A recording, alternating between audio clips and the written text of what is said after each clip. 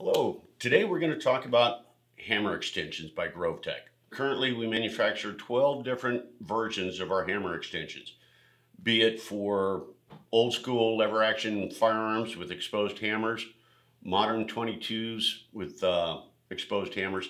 Usually it's for rifles that have a low profile scope where trying to cock the hammer normally with your thumb would interfere with the scope.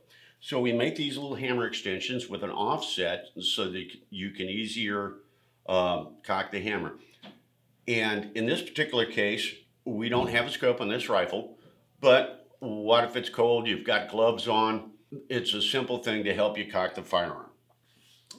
It comes with a couple of little set screws in the package and an Allen wrench.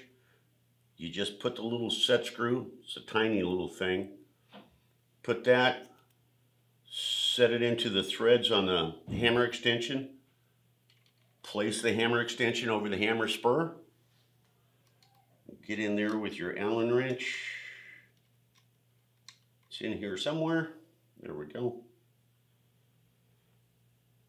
Tighten it down real good, and now you have a secure mount for this hammer extension. Really easy to use, easy access. It's a simple little product that really helps you work with the functioning of the firearm.